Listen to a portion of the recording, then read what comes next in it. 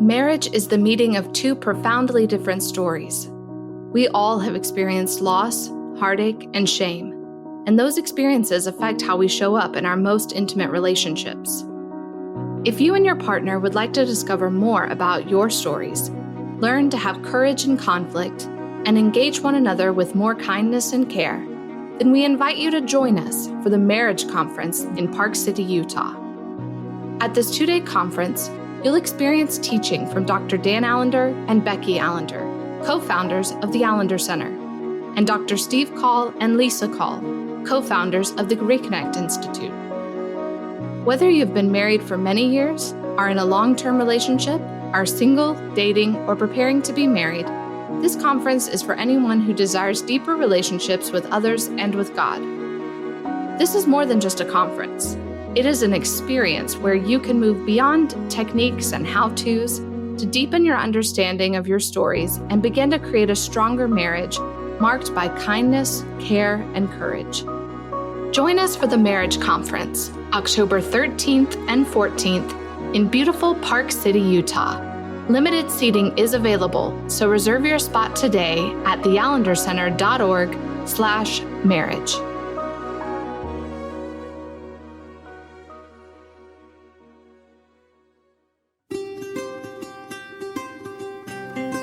Thank you for listening to the Allender Center podcast. I'm Dr. Dan Allender. And I'm Rachael Clinton Chen. We're fiercely committed to providing hope and healing to a fragmented world. And restoration for the heart. Thank you for joining us. Let's get this conversation started.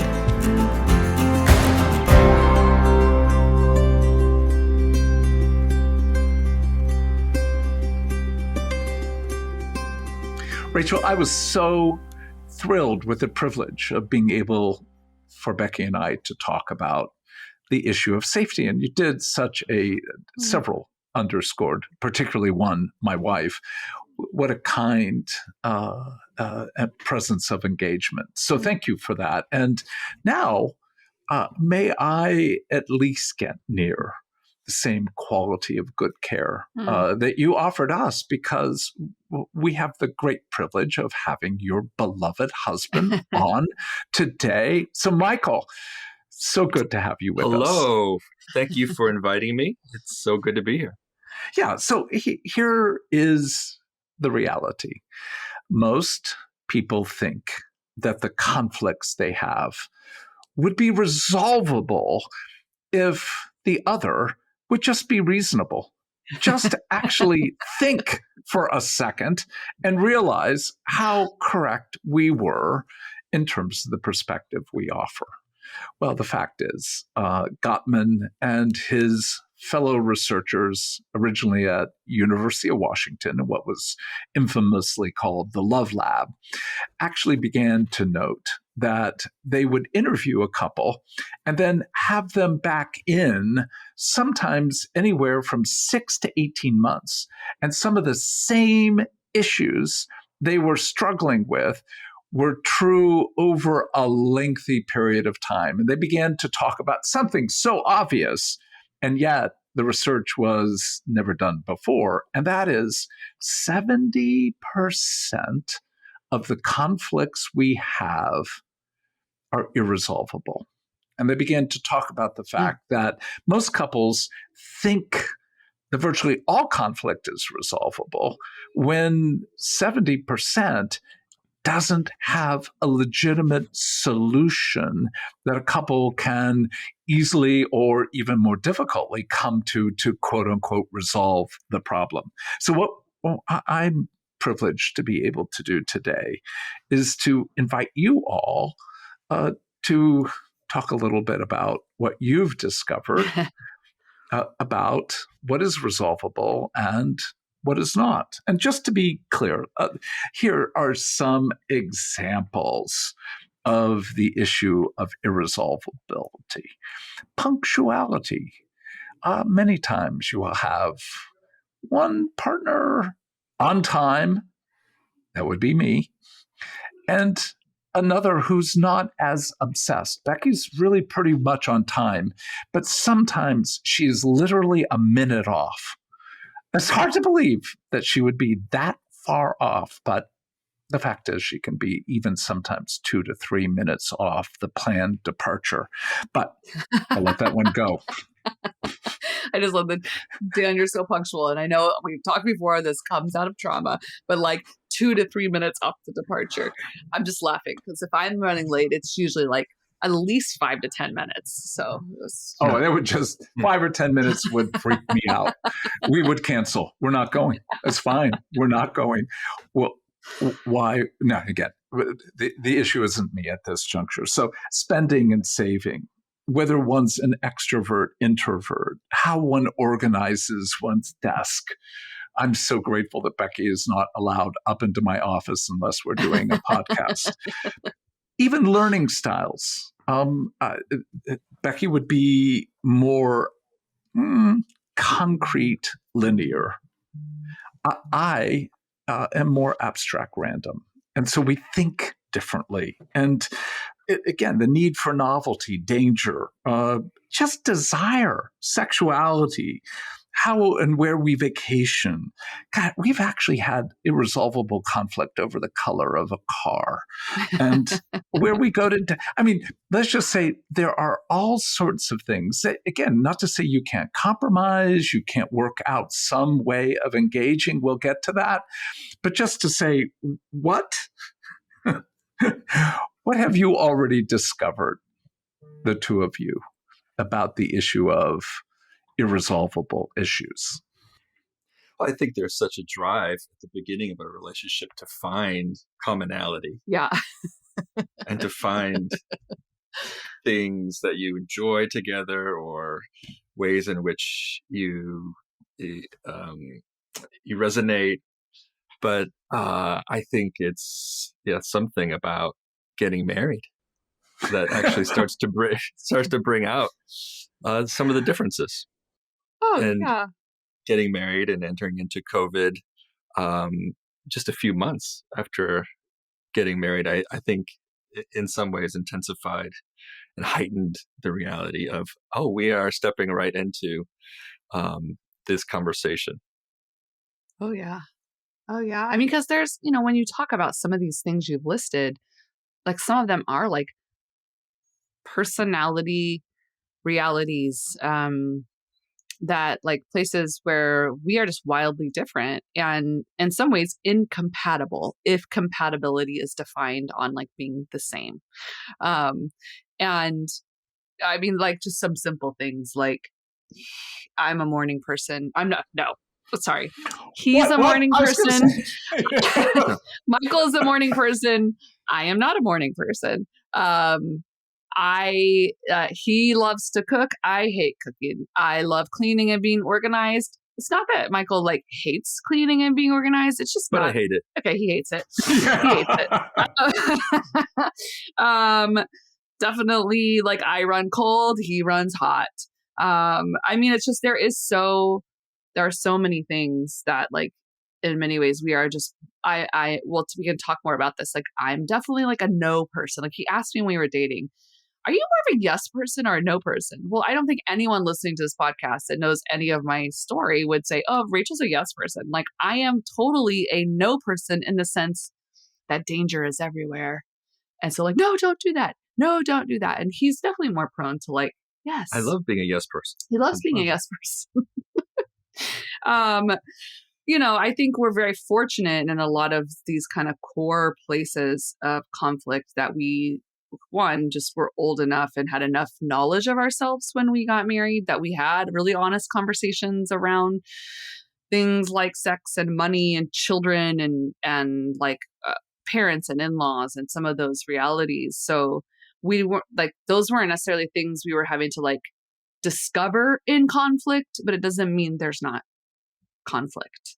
So some of our most funny like places of conflict, and I just think this is like this irresolvable conflict. I think a lot of couples in marriages, because they think it can change, keep reenacting the same chaotic conflict, hoping for a different outcome, which I'm pretty sure is the definition of insanity.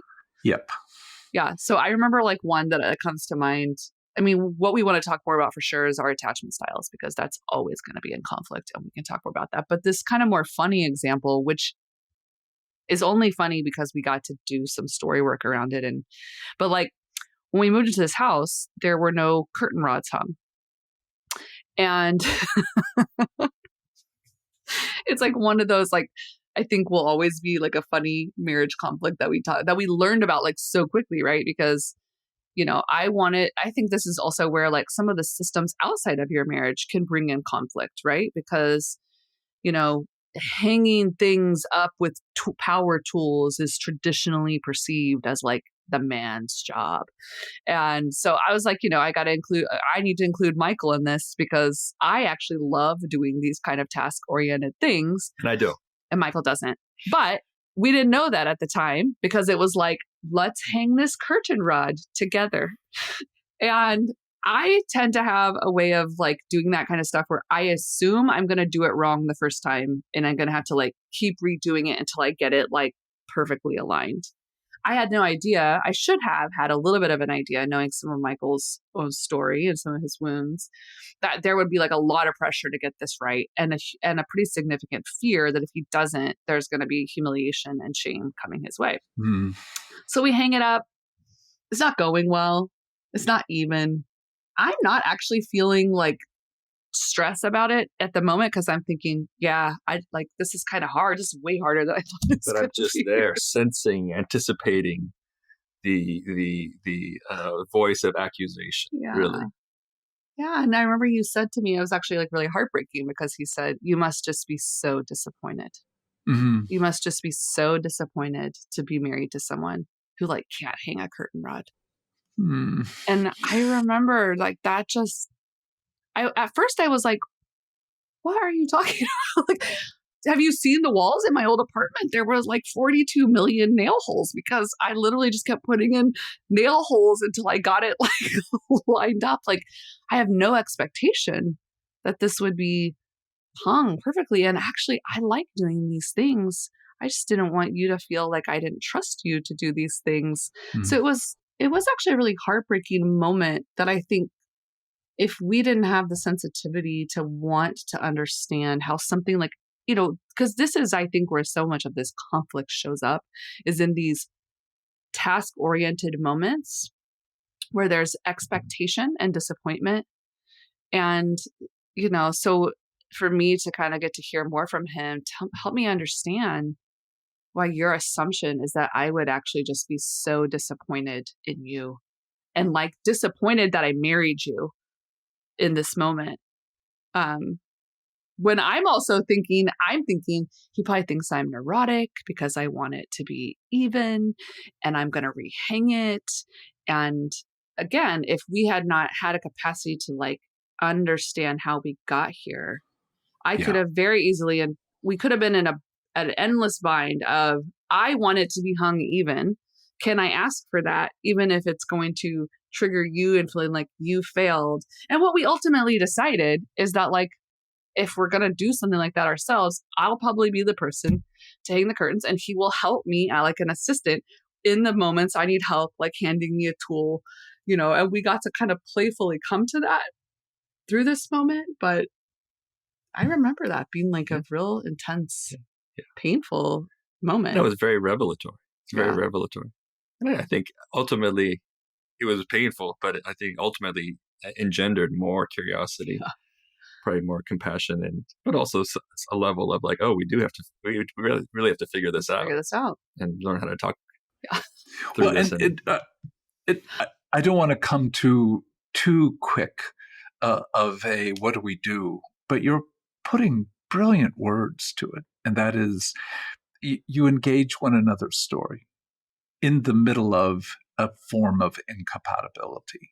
I mean, again, it's an old saw and trite, but true. We married to some degree someone very different than who we are, yet those differences often become the frame or the ground for a lot of incompatibility. Mm-hmm. So the reality that I'm just thinking back to the privilege of standing before you, one of two officiants as the two of you got married, and the vows made by one was poetic with profound brevity. The other was profound, but not brief. Oh, I wonder who that was.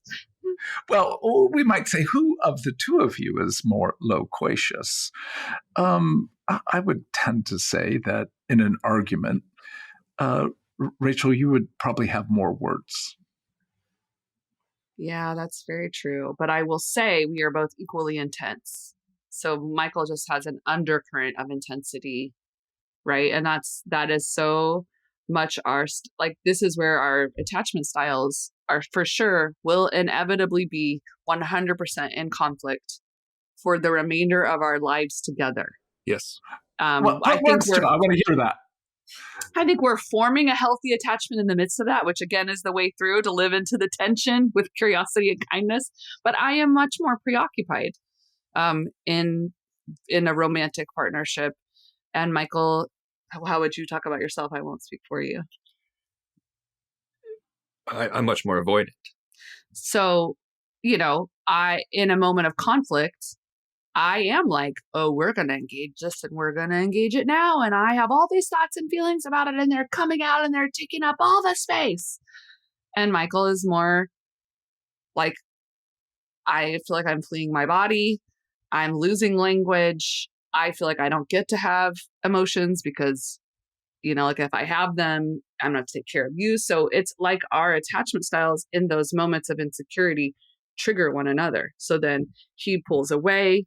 I get more intense, which makes him pull away more, which makes me get more intense. And that's just a fun one that we know. Like that's something that was in those early days of our marriage. I think like a pretty common kind of like moment of having to find a way to disrupt ourselves so that we could find any kind of safety that didn't include just continuing this dynamic. And even more recently, I think our recent trip to Seattle, cutting it close for our flight back. Oh yeah. What did that bring up for you? Anxiety. and I, was like we were in the rental car and I was like, can you drive faster? Like as we're pulling into the garage. So then he like puts on the gas and I'm like, well, not that fast, And so then I was pissed. I was pissed. He was super pissed. But in my avoidance, I would, this is passive aggressive. Yeah. And so, actually feeling my own anxiety, which then and avoidance. Mm-hmm. Which then after we got into the airport and I realized, oh, we have plenty of time. I actually felt fine and was like, okay, I feel good. I'm here now. I feel good. But it took a good 30, 45 minutes for me to be like, to trust that actually. Yeah. So he kept responding to me like everything he was reading it through this lens that like I was still really anxious. And I got mad at you because I was like, I am well, and I don't know what you're reading. I'm anxious. And he was like, well, were you not anxious? I was like, I was anxious an hour ago.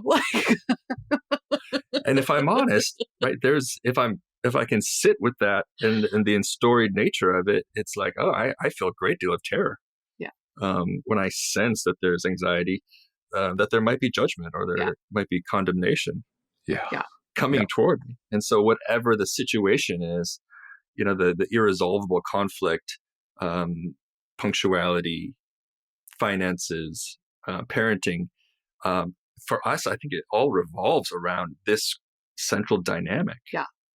Yeah. And I think that's what was interesting for me to have to catch myself again, because I started feeling like mad because I actually did really hard work to like self-regulate, to like come back down, but we didn't necessarily get to talk about that. Right. I didn't say, I know my anxiety in that moment actually was taking up a lot of space and was really stressful and was really like triggering to you. And like I didn't actually do any work to repair what had happened, but I felt like he's walking on eggshells around me and he's working really hard.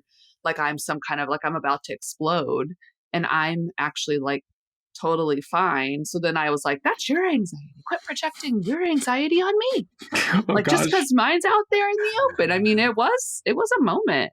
And it's funny, like even you saying you're terrified now, this is like the first time in real time that I'm realizing like it is still a very fraught place for us. Yeah. Well, for the person who's, and Becky would call that a fast boil, like you are a fast boiled, engaged, anxious or angry. And she would see herself as a much more slow boil. And so things linger longer for her. We've had conflict. I'm fine. It's resolved. We're good. No, it's not good. And like, then I make this either direct or indirect demand that in some sense, she be me. You be me. Right. Resolve it the way I do, or make decisions the way I do. And what I find, at least for many couples, and I know the inclination for myself, is I want to resolve this, which again, part of the Gottman research is that the effort to resolve that which is not resolvable actually creates new layers of conflict. This is resolvable, but not the original structures of how each of you approach attachment or conflict or anxiety, etc.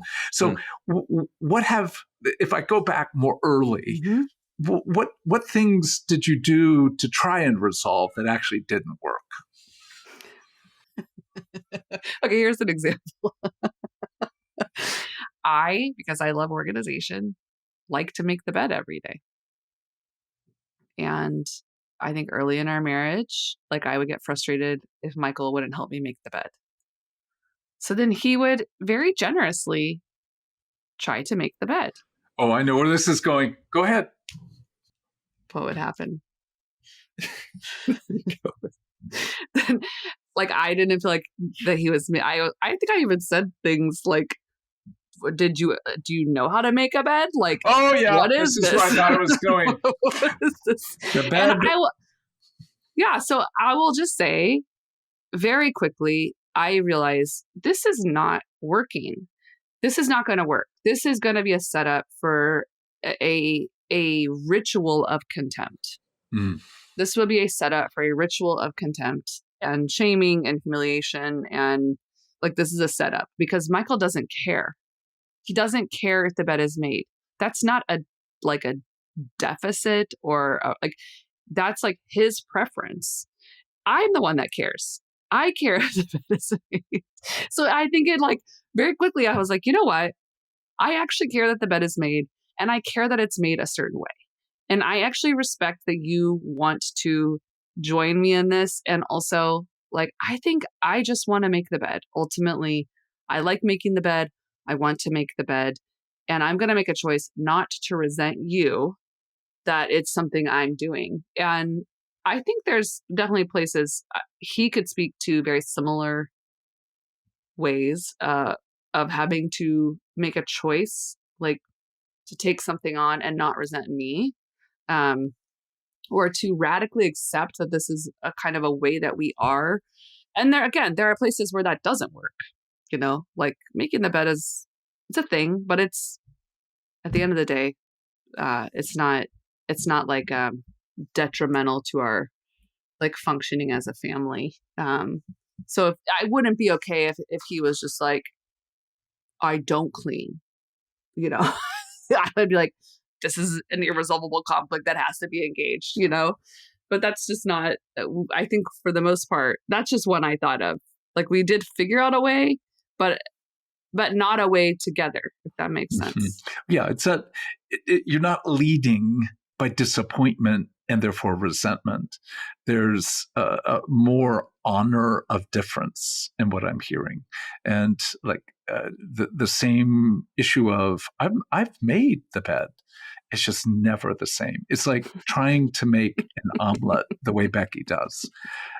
It just I mean, she has stood by me while I'm making an omelet and said, do this, do that. And I've tried and we've worked at it. And it just never looks like what she would have created. So as you're beginning to name these differences, you both keep coming back to a capacity for curiosity and for a sense of honor of difference. Is that a fair summary of what's happened for the two of you? Yes. I do want to name just one more Go for it. example of perhaps failure in stepping into irresolvable conflicts. Driving to our son's baseball game yesterday. Oh yeah. Oh yeah. Rachael had not had breakfast, and so expressed her hunger. And so I thought we were really running late, but wait. Let's tell this story the right way. Oh, again, the loquacious one is going to break in. We had talked about getting donuts and getting them on the way to the baseball game. So I did not eat breakfast because I was really living for that donut. But I was running behind to get out the door on time. So that's a little bit more the stage. And okay, you got said the stage. Yes, we're in a bind. Essentially, do I prioritize? This is the bind I'm in. Do I prioritize getting Rachael a donut, or do I prioritize getting my son to his game on time? And so, being an avoidant and ultimately, wanting to honor Rachael's hunger, veered very quickly to the left to head to the donut shop. After my sense is, well, you had asked me. You said, "I know you're hungry. Is it okay if we head to the game and get food somewhere near the game?" And I was passive aggressive and was like, "That's fine." But I basically haven't eaten yet. Yeah, that's fine. I'll drop all you off and go by myself to find food by myself. So then Michael, turned the opposite way of where we needed to go. And the caveat is our son is actually very anxious about being on time. And we know this about him, right? Yeah. But so in that, as you mentioned, curiosity, we navigate through it. And Rachael says, I'm actually mad at you right now. Turn the car around and go to the game. Okay. So I do that. We circle the block on our way to the game. But in that intensification, I think there's actually what I hear, we talk about it briefly at the game. But for me, as I process, there's even more of an invitation there to curiosity, invitation to say, where, how enstoried are these realities? What are they connected to? Both for myself and for Rachael, in such a way that it's never going to be perfect. There's always going to be rupture, but the sweetness of repair in knowing more of my story, more of her story. I think that's the hope. Yeah. I think that's the hope. Yeah. Yeah. Well, the freedom in that is you're both imperfectly, but goodness. I'll just say it's not a good word, but in comparison to most people I know, vastly more committed to engaging. And I'll put it this way, the log in your own eye. Another way of saying that is your own story and all of its intersection of beauty and brokenness in a way that gives you ground for not a curiosity like what's going on, but really a curiosity that has so much more kindness to it, like what's going on here? So in those moments of tension that don't really have resolve, you can say, well, you should have left earlier. You should have been clearer about your plans for food. I mean, it's very possible for people to keep coming back to this framework of no. The 70% is resolvable. And if we're taking the research and frankly, far more the anecdotal of our own lives seriously, we're in a position of going, no, a lot of life really boils down to what may appear to be trivial, like the number of times Becky and I have had conflict over how the freaking dishwasher gets loaded. And it's like we will never be at peace in terms of, and even my efforts to get closer to how she would do things. I just load things differently. So we're framing this. There's something to that laughter more than my life, I'm sensing. Yeah. I do have a very particular way I load the dishwasher that I feel like is the most efficient because it gets the most dishes in, because it's like engineered to like think through how to fit the most things in. That would be, again, my wife's commitment to making sure the earth is cared for. And I love that about her. But I'm like, really, 2 or 3 extra dishes may save the planet. And in some sense, if everybody only loaded the dishwasher her way, maybe there would be a little bit better prospect. Oh, I wish that I could like say mine was about saving the planet, but it is purely about my anxiety to have order and to complete a task. So if I can get all the dishes in the dishwasher and there's not any left behind, then for that brief moment, I have completed all the dishes. Yes. Well, but whether it be embodied or more theoretical or earth, the point is we're still going to have these tensions. So I'm curious what you each have learned about yourself, particularly through facing these kinds of irresolvable matters. I think for me, it's just it continues to be like a real curiosity of how so much placating and the ways in which I've sort of continued to devalue or diminish or even deflect around my own story. And so the invitation, I think I actually feel from Rachael, and in actually a really kind and beautiful way. And she'll stop me at times, right, is actually how to come back to my body, how to come back to my story. And so I continue to be curious about like where this goes and how it continues to play itself out, and just the healing of our relationship, in our relationship. So even placating would be a form of resolve that might take away the apparent conflict. Yes. But actually leaves a far deeper conflict, but also an unaddressed part of your own heart. So that's really crucial, because I think a lot of couples come back to this word compromise. Well, we just compromise. And it's like, I'm not opposed to some degree of creative ways of engaging how you put dishes in to the dishwasher together. Nonetheless, most compromise really isn't engaging what you're both naming, and that is that interplay of curiosity and kindness, opening the door to a reflection on these 70%. Well, because I think what's also present that we haven't talked about is desire. And that's what I keep coming back to, is I actually deeply desire intimacy with Michael. And I desire to be known by him. I desire to be, to know him. And yet, like, there's so much ambivalence around that desire because of the heartache we've both known in radically different ways. And so I find, the kind of false Eden I can live into is denying my needs.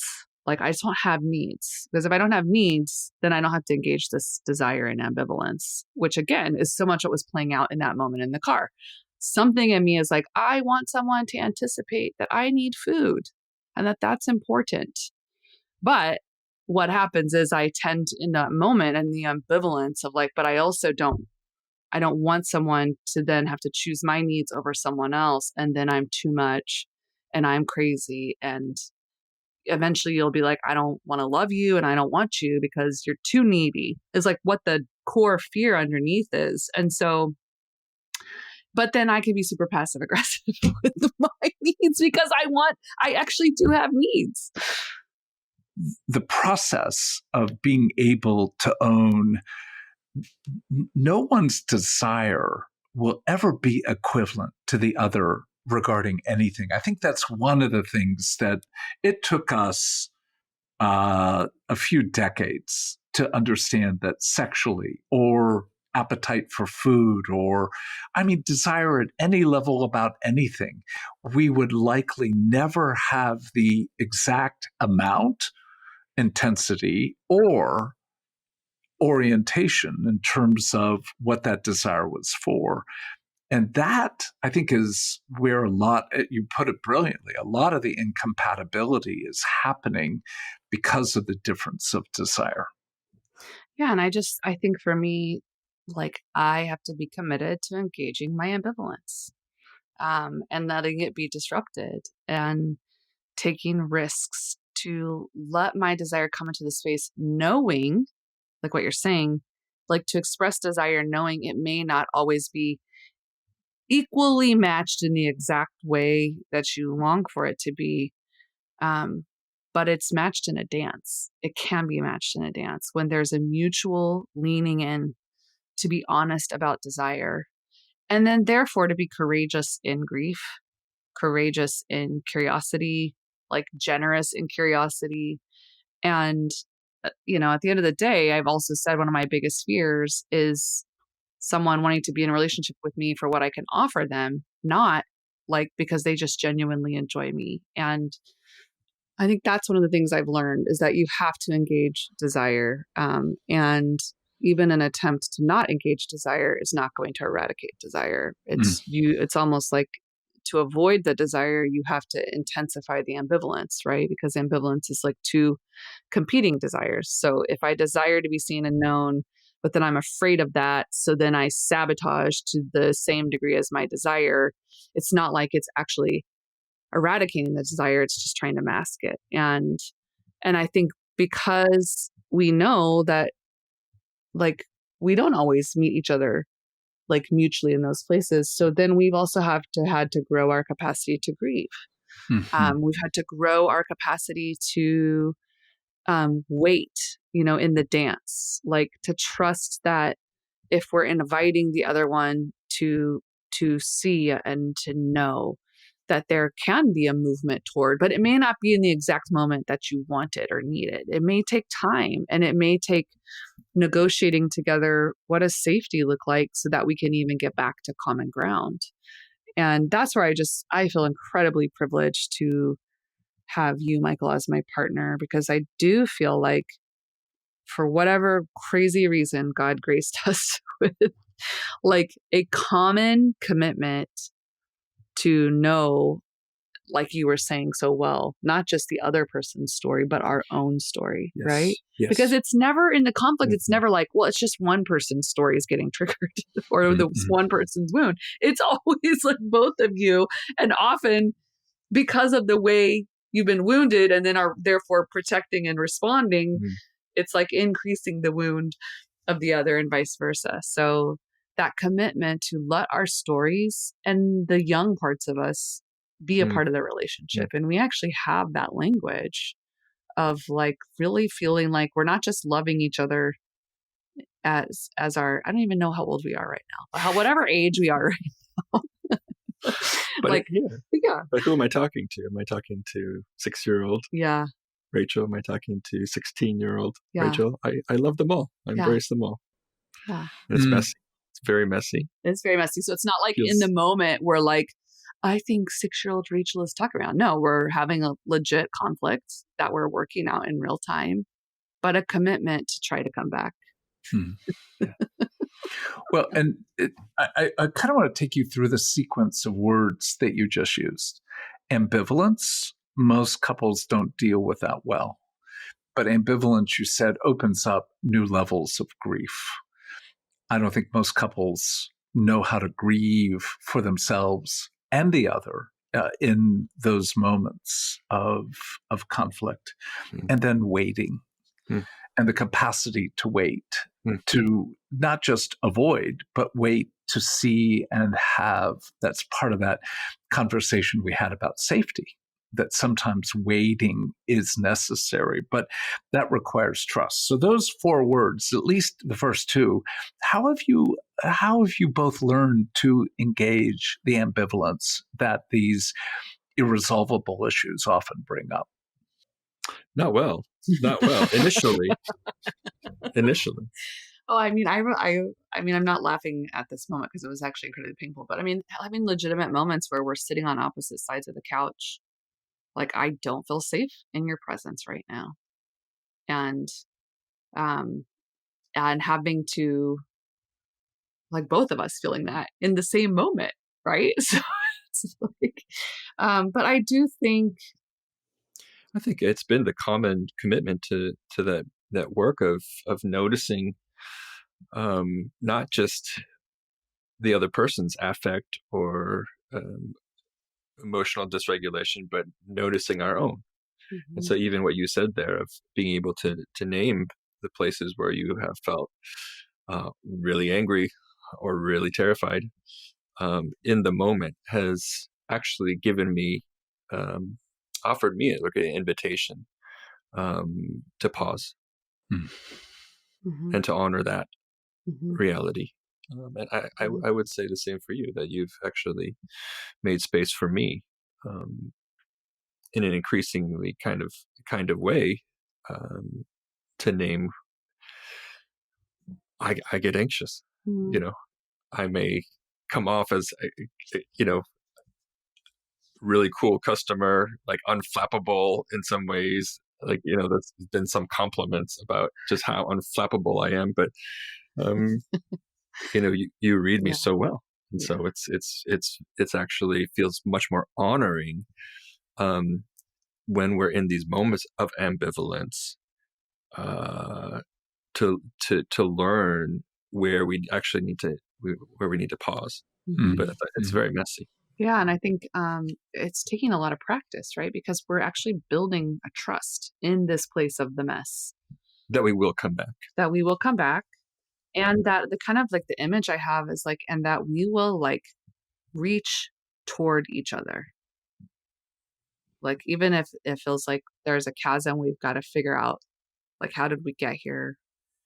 What's happening for me? What's happening for you? Because I think a lot of people haven't had the privilege of doing a lot of story work. So when a spouse might say to them, "You really scared me," what they hear is, "You're scary and you're mean," instead of, "I'm telling you, I'm having a visceral reaction to you, but it might be about something that happened in the past that you didn't do, but your presence is reminding me of that feeling. And I need some safety." And so it is almost like a skill to, like, not feel like it's a direct hit, but to let it be like it's actually a treasure.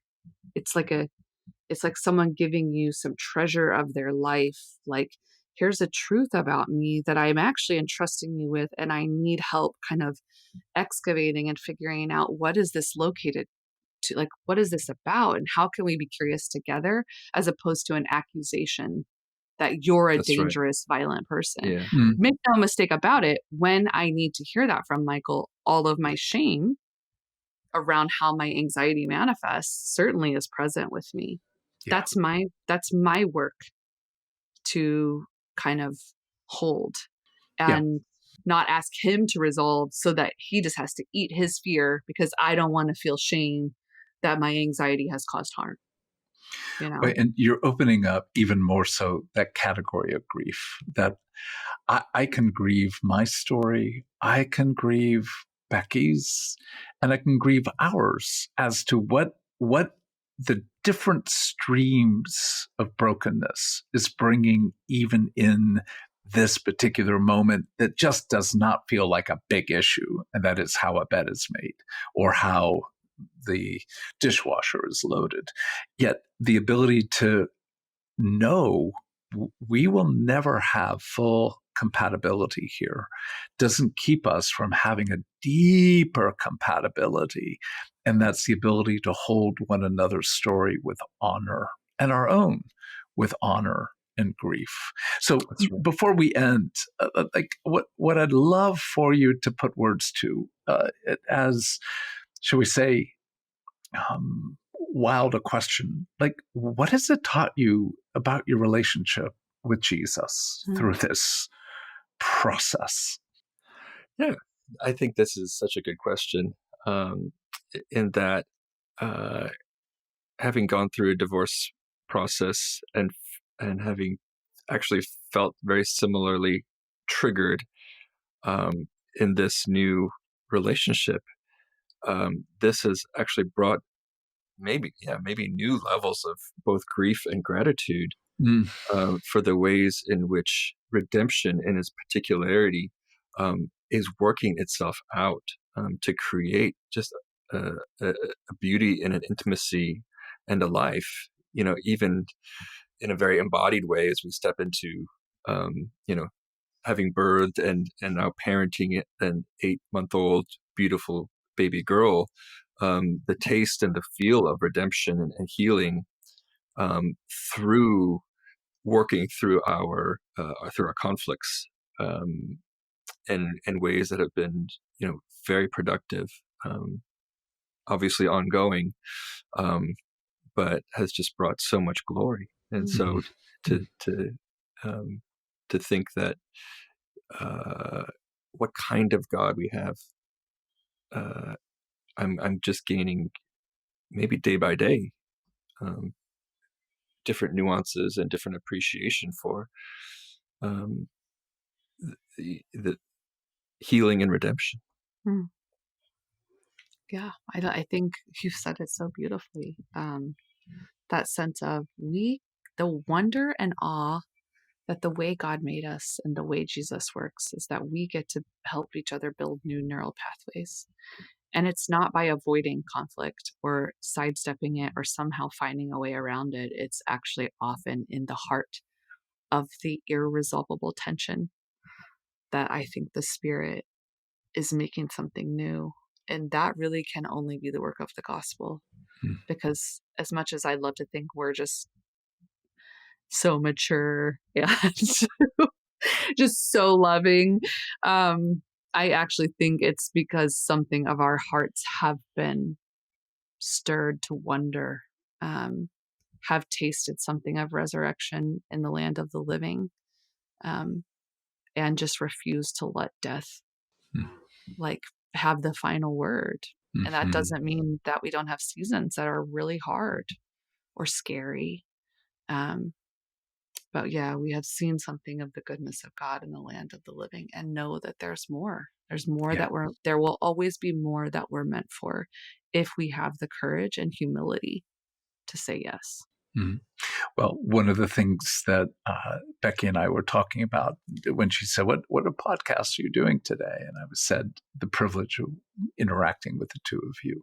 And the way she put it was, I love them each, but I love being with them both. And it was a fabulous phrase because, love both of you, but being with you, you experience something of the reality of what love holds. Not perfection by any stretch, but the reality that repair, real repair, is really possible. And I think that's where the irresolvable issues should open both curiosity and kindness, but also how radically different we all are and how intended those differences are to reveal the wildness of how God is so different, yet so close. So thank you. Thank you both for opening this conversation. Thank you, Dan. Yeah, thank you.